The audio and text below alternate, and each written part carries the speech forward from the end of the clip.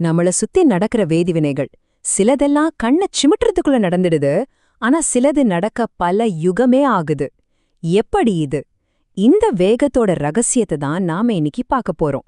இதுக்கு பேருதான் வேதியியல் இயக்கவியல். வாங்க, இந்த வேகத்தை எப்படி புரிஞ்சுக்கிறது, எப்படி நம்ம கண்ட்ரோலுக்கு கொண்டு வர்றதுன்னு பார்க்கலாம். கொஞ்சம் யோசிச்சு பாருங்களேன். ஒரு பட்டாசு தமார்னு ஒரு செகண்ட்ல வெடிச்சு சிதறுது.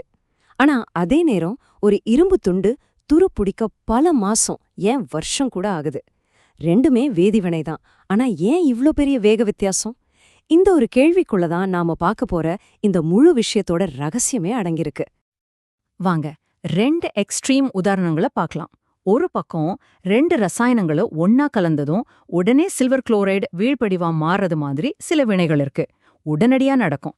இன்னொரு பக்கம் நம்ம கிட்ட இருக்கிற ஒரு வைரம், அது கிராஃபைட்டா, அதாவது நம்ம பென்சில்ல இருக்கிற கருப்பு பொருளா மாறும்னு அறிவியல் சொல்லுது. ஆனா பயப்படாதீங்க, இது நடக்க பல மில்லியன் வருஷம் ஆகும். பாத்தீங்களா, இதுதான் வேகத்தோட விளையாட்டு.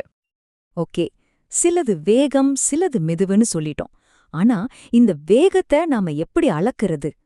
கண்ணுக்கே தெரியாத இந்த மூலக்கூறுகள் எவ்ளோ வேகமா மாறுதுன்னு அதோட துடிப்பை எப்படி கண்டுபிடிக்கிறது? அத பத்தி தான் இப்போ பார்க்க போறோம். அதுக்கு பேர் தான் வினை வேகம், அதாவது ரியாக்ஷன் ரேட்.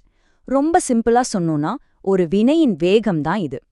ஒரு வினாடியில இல்லனா ஒரு நிமிஷத்துல ஆரம்பத்துல இருந்த பொருட்கள் எவ்ளோ குறைஞ்சிருக்கு, இல்லனா புதுசா உருவான பொருட்கள் எவ்ளோ அதிகமா இருக்குன்னு கணக்கு போடுறது தான் இந்த வினை வேகம். ஒரு வினையோட வேகத்தை கண்டுபிடிக்க நமக்கு 2 வழி இருக்கு. ஒன்னு, ஆரம்பத்துல நம்ம கிட்ட இருந்த வினைப்பொடு பொருட்கள், அதாவது ரியாக்டன்ஸ், எவ்வளவு வேகமா காலியாகுதுன்னு பார்க்கலாம். இல்லைனா கடைசியா நமக்கு கிடைச்ச விளைபொருட்கள், அதாவது ப்ராடக்ட்ஸ், எவ்வளவு வேகமா உருவாகுதுன்னு பார்க்கலாம். எப்படி பார்த்தாலும் வேகம் ஒண்ணுதான். ஆனா இங்க ஒரு சின்ன ஆனா ரொம்ப முக்கியமான வித்தியாசம் இருக்கு. சராசரி வேகம், உடனடி வேகம்னு 2 இருக்கு. சராசரி வேகம்ங்கிறது நீங்க சென்னையில இருந்து மதுரைக்கு போற மொத்த பயணத்தோட சராசரி வேகம் மாதிரி.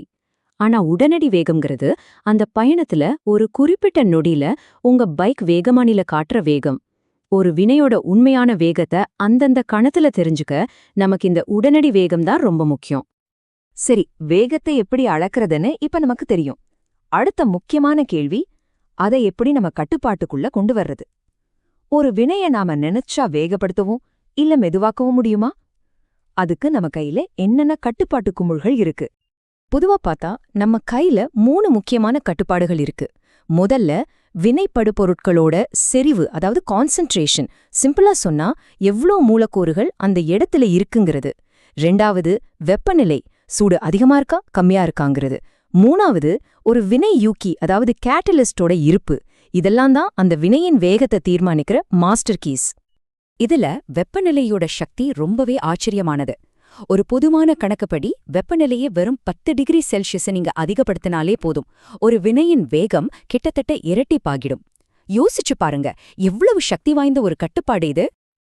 அடுத்து வினையூக்கிகள். இவங்கள வேதியியலோட சூப்பர் ஹீரோஸ்னே சொல்லலாம். ஏன்னா இவங்க ஒரு வினைக்குள்ள போய் அதோட வேகத்தை ராக்கெட் வேகத்துல அதிகப்படுத்துவாங்க. அங்க வேலையெல்லாம் முடிஞ்சதும் எந்த பாதிப்பும் இல்லாம அப்படியே வெளியே வந்துடுவாங்க. இது எப்படி சாத்தியம்? அது எப்படி வேலை செய்யுதுன்னு புரிஞ்சுக்க முதல்ல நாம ஆக்டிவேஷன் எனர்ஜி, அதாவது கிளர் உரு ஆற்றல் அப்படின்னா என்னன்னு தெரிஞ்சுக்கணும். இத ஒரு பெரிய மலை மாதிரி கற்பனை பண்ணிக்கோங்க. வினைப்படு பொருட்கள் ஒரு பக்கம் இருக்கு, விளைபொருட்கள் மலையோட மறுபக்கம் இருக்கு. இந்த வினைப்பட பொருட்கள் விளைபொருட்களா மாறணும்னா கண்டிப்பா இந்த ஆற்றல் மலையை தாண்டி போகணும். அதுக்கு தேவைப்படுற குறைந்தபட்ச ஆற்றல் தான் இந்த கிளர் உரு ஆற்றல். இப்போ ஒரு வினையோக்கி என்ன பண்ணும் தெரியுமா? அத அந்த பெரிய மலைக்கு ஒரு மாற்று பாதைய, ஒரு சுரங்கப்பாதை மாதிரி இல்லனா ஒரு குறுக்கு வழி மாதிரி உருவாக்கும். இந்த புது பாதை ரொம்ப சுலபமாவும் உயரம் கம்மியாவும் இருக்கும். இப்போ என்ன ஆகும்? வினைப்படுபொருட்கள் ரொம்ப எளிதாக வேகமா அந்த மலைய கடந்து விளைபொருட்களா மாறிடும். இதுதான் வினையோக்கியோட மேஜிக்.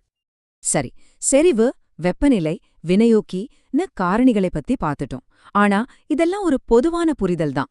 இப்போ நாம இன்னும் ஒரு படி மேல போய் ஒரு வினையின் வேகத்தை ஒரு கணித சூத்திரத்தை வச்சு துல்லியமா கணிக்க முடியுமா அப்படிங்கறத பத்தி பார்க்கலாம்.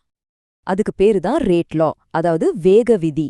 ஒரு வினையின் வேகத்துக்கும் அதுல இருக்கிற வினைப்படு பொருட்களோட செறிவிற்கும் என்ன சம்பந்தம்னு காட்டுற ஒரு சமன்பாடு தான் இது. ஆனா இங்க நீங்க ரொம்ப கவனிக்க வேண்டிய ஒரு விஷயம் இருக்கு. அந்த சமன்பாட்டுல வர்ற அடுக்குகள், அதாவது எக்ஸ் ஒய் எல்லாம் நீங்க சமன்படுத்தப்பட்ட வேதியியல் சமன்பாட்டை பார்த்து சொல்லவே முடியாது. இத கண்டிப்பா ஆய்வகத்துல பரிசோதனை செஞ்சுதான் கண்டுபிடிக்கணும். வெறுமனே கோட்பாடா பேசாம வாங்க இத ஒரு நிஜமான உதாரணத்தோட பார்க்கலாம். இங்க ஒரு அட்டவணை இருக்கு.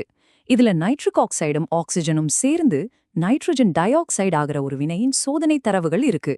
இந்த தரவுகளை வச்சு நாம எல்லாரும் சேர்ந்து அந்த வினையின் வேக விதியை கண்டுபிடிக்கலாமா?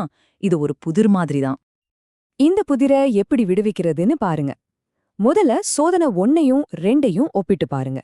இதுல ஆக்சிஜன் அளவு மாறல, ஆனா எண்ணோட அளவை நாம இரட்டிப்பாக்கியிருக்கோம். 0.30லிருந்து 0.60க்கு. இதனால வேகம் என்னாச்சு? 0.096லிருந்து 0.384க்கு போயிருக்கு. அதாவது 4 மடங்கு அதிகமாயிருக்கு. செறிவை 2 மடங்காக்குனா வேகம் 4 மடங்கு ஆகுது. அப்போ அது 2ன் அடுக்கு 2. சோ NOவை பொறுத்த வரைக்கும் வினையின் வரிசை 2. அடுத்து சோதனை 1ஐயும் 3ஐயும் பாருங்க. இப்போ NOட அளவு மாறல, ஆனா O2வோட அளவை இரட்டிப்பாக்கியிருக்கோம். வேகம் என்னாச்சு? அதுவும் இரட்டிப்பாகியிருக்கு. சோ O2வை பொறுத்த வரைக்கும் வினையின் வரிசை 1. சிம்பிள். அவ்ளோதான், நம்ம புதிர்க்கு விடை கிடைச்சிடுச்சு. இந்த வினைக்கான வேக விதி என்னன்னா, வேகம் equals to k NO2 O2 power 1. இது நமக்கு என்ன சொல்லுதுன்னா, இந்த வினையின் வேகத்தை NOவோட செறிவு தான் அதிகமா பாதிக்குது. நீங்க NOவை 2 மடங்கு ஆக்குனா வேகம் 4 மடங்கு அதிகமாகும். ஆனா O2வை 2 மடங்கு ஆக்குனா வேகம் 2 மடங்கு தான் அதிகமாகும். இதுதான் அந்த அடுக்குகளின் அர்த்தம். ஓகே, இப்ப நாம கணக்கு போட்டு என்ன நடக்குதுன்னு கண்டுபிடிச்சிட்டோம். ஆனா ஏன் அப்படி நடக்குது? ஏன் NOவை மாத்துனா வேகம் 4 மடங்கு அதிகமாகுது? இதுக்கு பின்னால இருக்கிற அறிவியல் என்ன? வாங்க இப்ப நாம இன்னும் ஆழமா போய் மூலக்கூறு மட்டத்துல என்ன நடக்குதுன்னு பார்க்கலாம். இதுக்கு அடிப்படையான ஒரு கோட்பாடு இருக்கு. அதுக்கு பேரு கொலிஷன் தியரி, அதாவது மோதல் கோட்பாடு. இது ரொம்ப சிம்பிளான ஒரு ஐடியா தான். ஒரு வேதிவினை நடக்கணும்னா முதல்ல அதுல இருக்கிற மூலக்கூறுகள் ஒன்னோடு ஒன்னு மோதிக்கணும். மோதலே நடக்கலன்னா வினையும் நடக்காது. ஆனா கதை இங்க முடியல. நடக்கிற எல்லா மோதலும் வினையும் உண்டாக்கிடாது. ஒரு மோதல் வெற்றிகரமான மோதலா மாறணும்னா அதுக்கு 2 முக்கியமான விதிகள் இருக்கு. முதல் விதி ஆற்றல், அதாவது மோதிர மூலக்கூறுகளுக்கு போதுமான சக்தி இருக்கணும். ஞாபகம் இருக்கா நம்ம முன்னாடி பார்த்த அந்த ஆற்றல் மலை?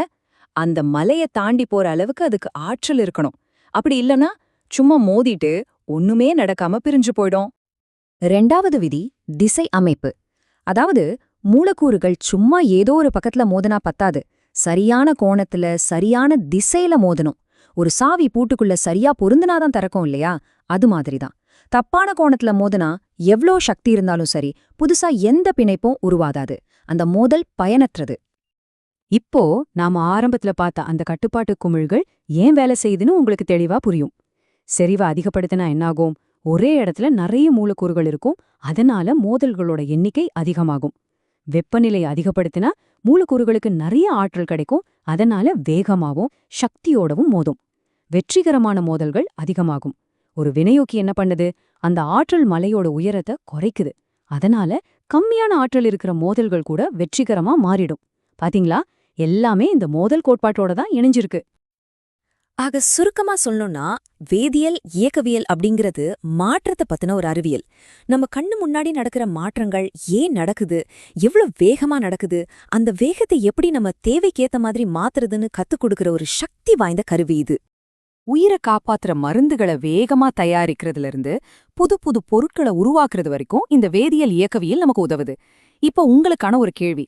இந்த மாதிரி ஒரு வினையின் வேகத்தை கட்டுப்படுத்தும் சக்தி உங்க கையில கிடைச்சா நம்ம உலகத்துல இருக்கிற எந்த பெரிய பிரச்சனைக்கு நீங்க தீர்வு காண முயற்சி பண்ணுவீங்க? கொஞ்சம் யோசிச்சு பாருங்க.